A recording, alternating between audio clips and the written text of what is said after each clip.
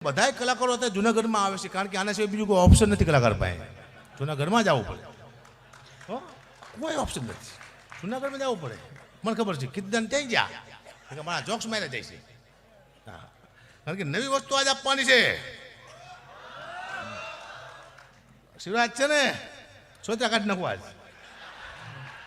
હા હા કારણ કે હું સાંભળવા જેવો માણસ છું, જોવા જેવો નથી. તમે યાદ રાખજો. તમે મને જોઈને ખુશ ન થઈ શકો કે અકુબા કેવા સુંદર છે, નહીં. સાંભળવા જેવો માણસ છું. હા આ દુનિયામાં આનંદ કરવાનો બાકી કોઈ વસ્તુ છે નહીં. કારણ કે કલાકારો ઘણા જૂનાગઢમાં આવ્યા છે. પાછા હોત વયા જવાના ને કે પહેલાં એવું હતું 50-60 વર્ષ પહેલાં જે લોકો અહીંયા આવતા ને એ કંઈક બનીને જતા, કાં સાધુ બનતા, કાં સંત ને કાં સારા વિચાર લઈને જતા. અત્યારે કંઈ બનીને જતા પણ કોકને બનાવીને વહી જાય. મારી બનાવીને વહી જાય. દુઃખની વાત છે પણ કરવી પડશે મારે. ઘણી દુઃખની વાતો લઈને બેઠો છું. બધી દુઃખની ભૂખની વાત હું કંઈ કરતો જ નથી. મેં જીવનમાં બહુ જોયું છે. હા મેં હમણાં મકાન લીધું. વાણિયાનું મકાન છે. હો એની તમે દાતારી જોવો વાણિયાની. મને કે કુબા આમાં અમારે કંઈ લઈને નથી જવાનું મકાનમાંથી. તમને ખાલી મકાન આપી એક ચમચી નથી લઈ જવાની. 4 AC છે. બધું હા 4 TV છે, 4 ફ્રીજ છે, ગાડી છે, બાઇક છે, સાયકલ છે, ગાટલા ઘોટલા શેટી બેટી બધું આમાં છે. ખાલી 2 ગ્લાસ લઈ જઈશું. મેં કેમ કે મારા ભાણિયાના 2 ગ્લાસ બહુ વાલા છે, બાકી બધું મેં મૂકીને જઈશું. મેં કીધું સાહેબ ધન છે તમને કીધું કાં કીધું તમારામાં અમારામાં કેટલો ફેર છે. તમે ખાલી 2 ગ્લાસ લઈને જવાનો છો. અમે હોત તો ખાલી 2 ગ્લાસ મૂકીને જ જાત, બાકી બધું લઈ જાત. અમે એટલું બધું મૂકી જ નહીં કે આટલા ઘોટલા. અમે શું વાત કરો, દુઃખની વાત છે. રસિયો પાલો રંગ રેલિયો, ઘરે જવું ગમતું નથી પણ જવું તો પડશે. દુઃખની વાત, જવું પડશે. શબ્દો અદભુત છો આના, મગજ દોડા જેવા શબ્દ છે. હું તો બેઠો બેઠો મંથન જ કરતો હોઈશ છું. આ ગીત બન્યું 50-60 વર્ષ થઈ જાય છે. કોઈ સારા વ્યક્તિએ બનાવ્યું છે ગીતને. શબ્દો કેવા છે? રસિયો રૂપારો રંગ રેલિયો. રસિયો રૂપારો બરાબર, રંગ રેલિયો એટલે છેલ્લી કક્ષાનો થાય. હો એની પછી જોગ ન જોતા કહા રંગ રલિયા કરે.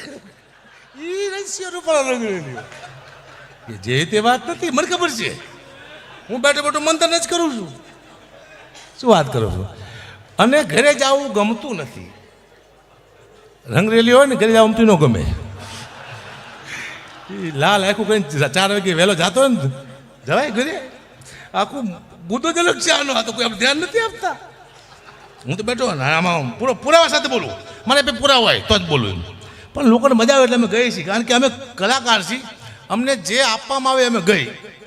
કોણ શું બનાવે છે અમારે ગાવાનું. કોઈ અમને કે આ તમે કેમ ગાયું કે પૂછો કવિને. કવિનો વાંકો આમાં અમારો વાંક જ. અમને કોઈ પણ અત્યારે ગીત આપે એટલે બને નાખવું. એનો અર્થ ન સમજવા બેવું. કારણ કે એનો અર્થ કવિ સિવાય કોઈને ખબર ન હોય. 4-5 અર્થ થતા હોય કોઈ પણ વસ્તુના. એ કવિને જ ખબર હોય. એ કવિ તમને સમજાવી શકે, અમે ન સમજાવી. અમારે કામ જ નથી અહીંયા. દુઃખની વાત છે પણ અમારે કરવી પડશે. જજ સાહેબ મજામાં? પ્રતાપ બાબુ વાહ.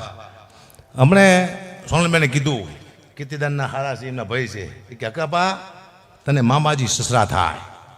મારો ભાણે જમે છે. મેં તો બહુ મોટી વાત કહેવાય. હું જેને મામાજી સસરા થયું ને એટલે ના ભાઈ ખુલી જાય કહેવાય. કેવી મોટી વાત. આવો તારકા શું જેવો મામાજી સસરા એટલે મોટી વાત કહેવાય. તો દુઃખની વાત છે, કરવી પડશે.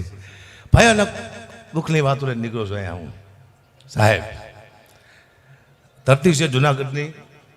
અહીંયા હમણાં એક કલાકાર, હું જગ્યાએ પ્રોગ્રામે ગયો ને, એક કલાકારે 2 કલાક ગાયું. લગભગ 15-20 ભજન ગાયા. ઊભો જ નથી થતો. પાછું છેલ્લે બંધ કરીને કે હવે હું એક ભજન છેલ્લું ગાઈશ કે રૂખડ બાવા.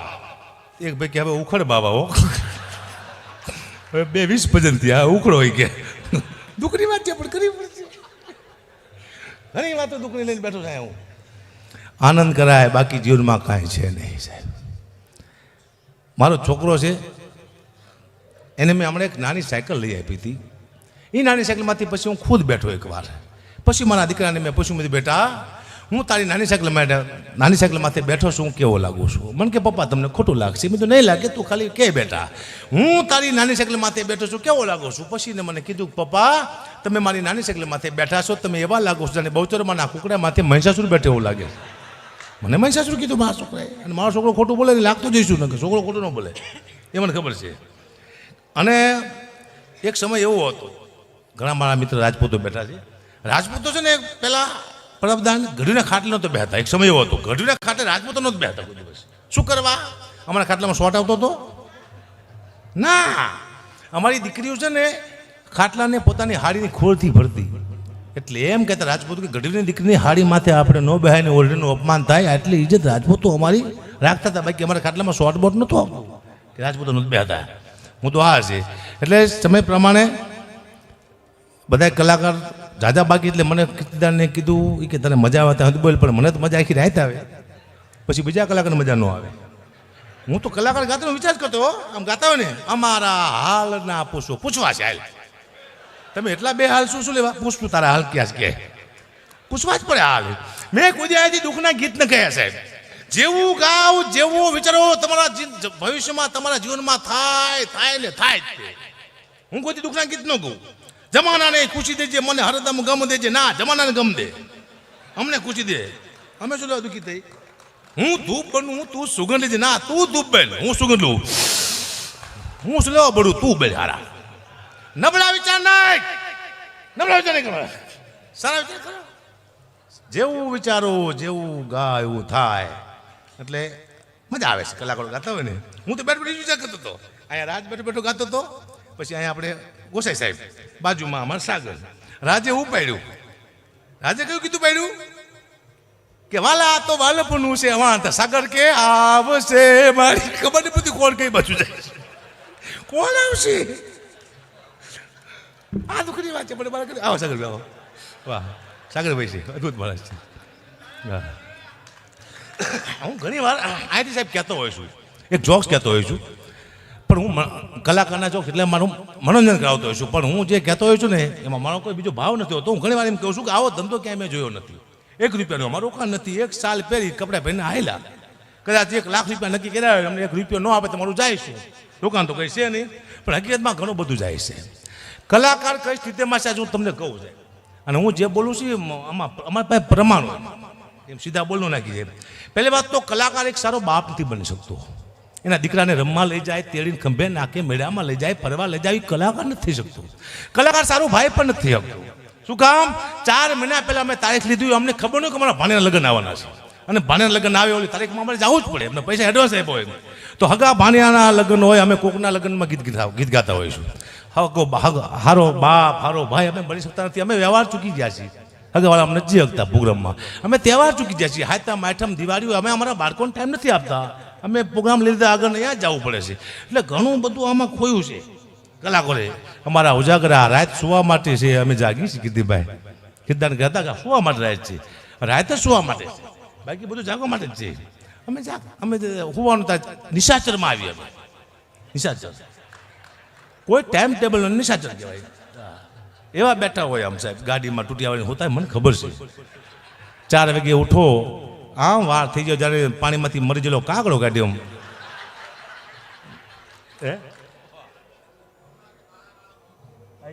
કહું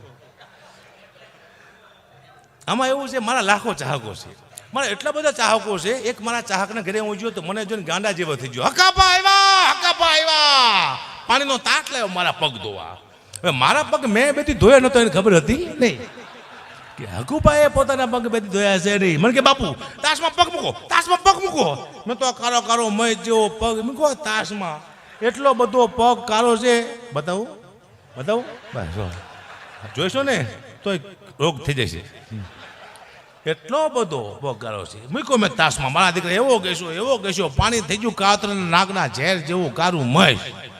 મેં તો હારો પીછે તો હમણાં મરી જવાનો. પણ એટલો બધો આશિક નતો.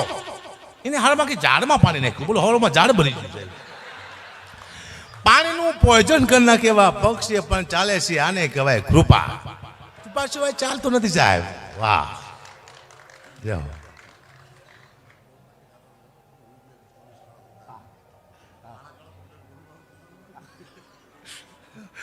અમે ગાડીમાં, હું કીર્તિભાઈ અમે જાતે ગાડીમાં, ટોલ ટેક્સ આવ્યો તો મને કે હકાવા તને સ્ટાફમાં કહી દઈ કે સ્ટાફમાં છે.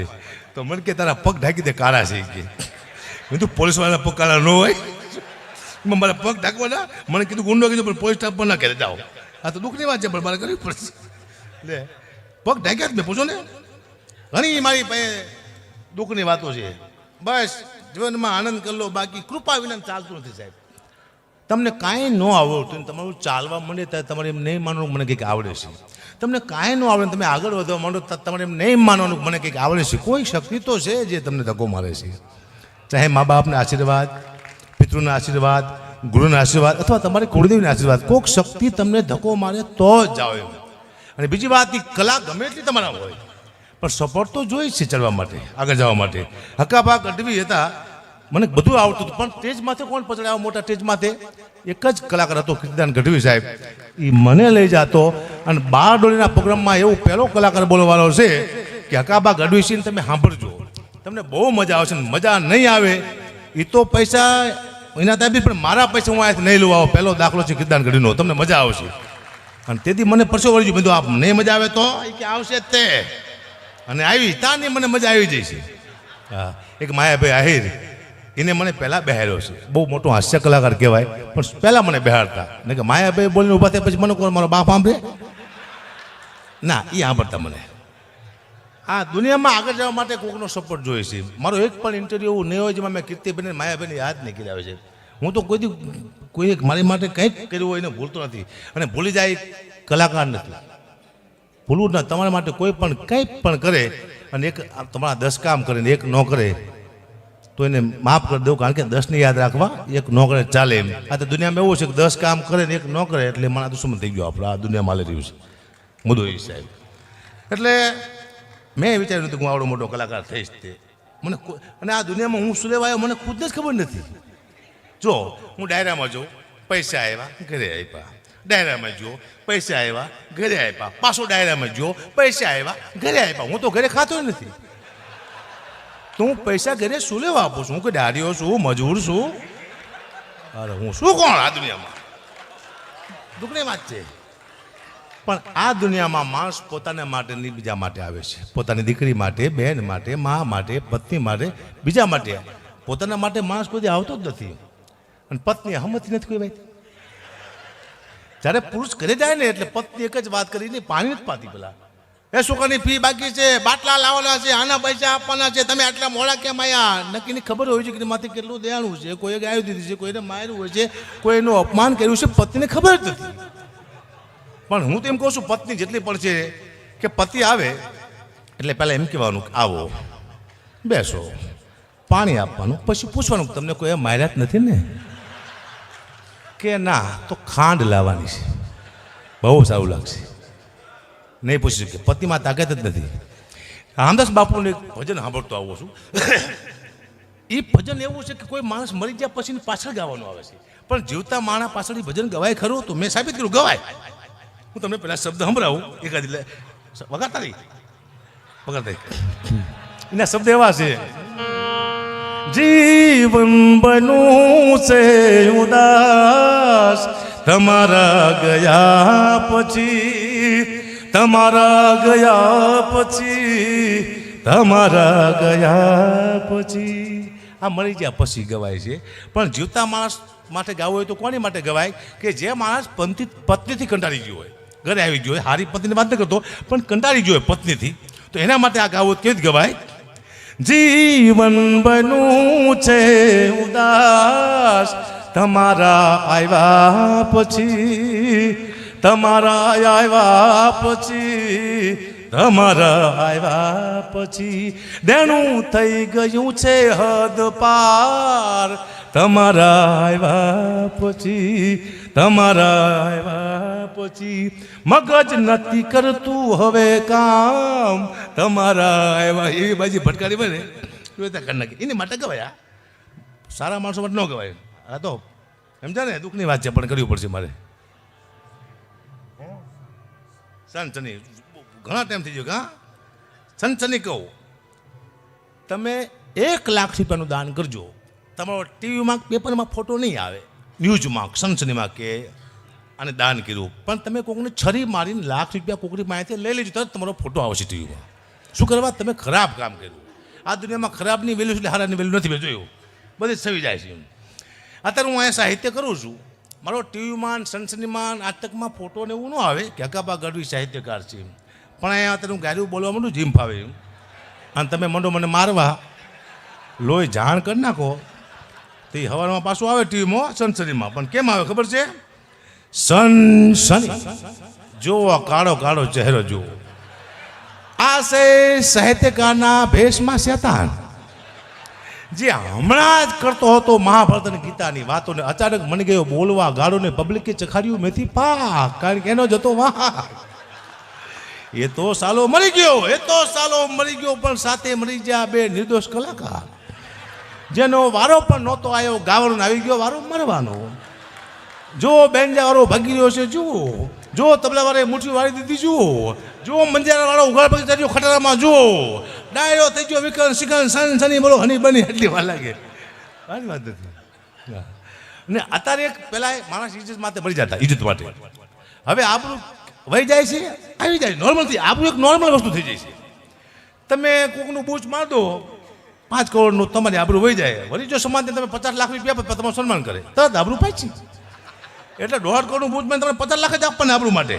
આબરૂમાં જાજી વાર લાગતી નથી, આવી જાય. હવે સ્ટેજમાંથી બીક શું લાગે છે? કોઈ સમાજનું બોલી રાખે, કોઈ મારો કોઈ કલાકારનું કોઈ પણ ઈરાદે હોવો ન હોય, કોઈ માણસને દુઃખ લાગે એવું એક મનોરંજન માટે અથવા ગીત પણ ગાતો હોય, ભજન ગાતા હોય, એના શબ્દો કવિઓએ લખ્યા હોય, અમને ખબર ન હોતી કે આ શું કહેવા માગે છે, કવિને જ ખબર હોય, પણ લોકો દુઃખ લગાડે છે. હવે સમાજ તો નહીં બોલે કે, પણ હું એમ કહીશ કે એક હતો ચક્કો, એક હતી ચકી. ચકો લાયા, ચોકાદાનો ચકો લાયો મગનો, તોય મારે માફી માંગવી પડશે કે ચકો અમારું પ્રિય પક્ષી છે, હકાબા માફી માંગો. એટલે હું કહીશ કે તું ચકો, હું હકો, ચકા બકા માફી માગું છું, ભલે માફ કરો ચકા ગોબાર. આ દુનિયા બધું કરાવશે. હા બરોબર, ઓછા આવે ને ભૂલ કાઢવા જાજામાં દીકરા ડર લાગ્યા રાખે. પણ ઘણા ટાઈમથી શાંતિ સાહેબ, બે થાકી ગયા છે, માફી મગાવવાળા માફી માગવાળા. તમે જોયું? બે થાકી ગયા, કંટાળ્યા બે. ખોટો ધંધો પકડ્યો છે. કલાકાર અહીંયા પહોંચતા કલાકારને 25 વર્ષ થાય સાહેબ. બહુ ભોગ આપીને અહીં સુધી પહોંચે છે. અને ચાલો એક ડફોડ માણસ 1 સેકન્ડમાં અમને નીચે પાડી દે, કેવી જ મેન પડશે? 1 સેકન્ડમાં કેમ પાડી દે અમને? એને જોવું જોઈએ. તમે કલાકાર જે નીચે પાડવાની કોશિશ કરો, તારી એની પત્ની, એનું બાળક, એની બેન, એનો ભાઈ, એના બાપ, તમે ઘણા બધા લોકો નીચે પાડો છો, એની હાય લાગી જાય તમને. તમારે ખાવા ધાન કે પહેરવા લુગડું રહેશે નહીં. સારા નાલાયકો, ચોખ્ખી વાત છે. ટ્રાય કરજો, તમને હાય લાગી જાય. હા, શું માફી મગાવીને કામ છે? એને બોલવા દો. સમાજને ઘણું બધું એને કહેવું છે, પણ ડરમાં નથી કહેતો. સાચું કહેવું છે સમાજને.